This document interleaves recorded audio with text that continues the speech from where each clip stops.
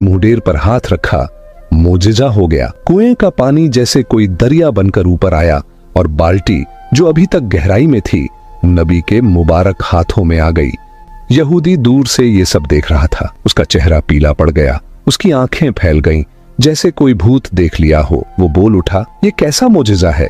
मेरे कुएं में तो तला भी नहीं, सीढ़ी भी नहीं, ये आदमी बाल्टी कैसे निकाल लाया? नबी सल्लल्लाहु अलैहि वसल्लम ने उसकी तरफ देखा, मगर उनकी निगाह में कोई ताना न था, सिर्फ रहमत थी। वो बाल्टी लेकर बाग की तरफ बढ़े और पानी देना शुरू कर दिया।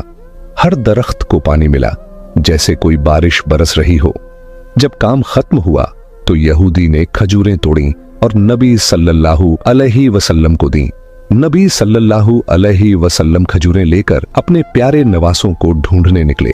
हसन और हुसैन, वो दो नन्हे फूल जो नबी के दिल की धड़कन थे, उनकी तलाश में नबी सल्लल्लाहु अलैहि वसल्लम रेगिस्तान की तरफ बढ़े, जहां रेत के टीले आसमान को छूते थे। उनकी आंखों में फिक्र की लकीर थी, दिल में दुआ थी।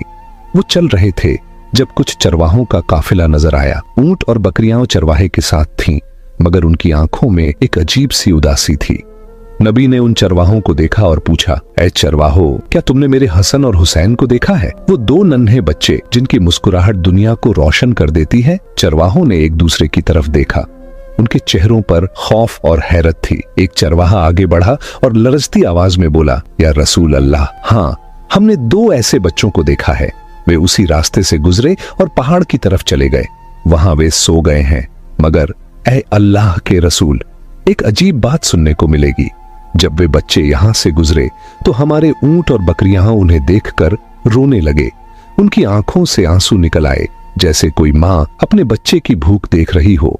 और जब तक वे बच्चे पहाड़ में रहे, हमारे जानवरों ने न तो घास चबाई न पानी पिया। हम समझ न सके कि यह क्यों हो रहा है। अब तो आप उन्हें ले जाइए, वरना हमारे जानवर भूख से मर जाएंगे। नबी सल्लल्लाहु अलैहि वसल्लम की आंखें नम हो गईं। उनके दिल में एक दर्द उठा जो अल्फाज में बयान न हो सका। फरमाया, ऐ चरवाहो, तुम लोग उन बच्चों को देखकर सह गए, दुनिया भी उनकी भूख देखकर सहम गई, मगर जानवर और परिंदे भी उनकी भूख बर्दाश्त न कर सके। जब तक उनके पेट में खाना न जाएगा, ये जानवर भी एक लुकमा न खाएंगे। ये सुनकर चरवाहों के चेहरों पर सुकून आया, मगर नबी का दिल अब भी बेचैन था। वे पहाड़ की तरफ बढ़े, जहां रेत के टीलों के बीच एक छोटी सी जगह थी। वहां रेत को तकिया बनाए हसन और हुसैन सोए हुए थे।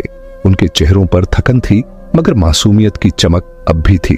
नबी सल्लल्लाहु अलैहि वसल्लम ने आहिस्ता से उनके पास बैठकर उनके सरों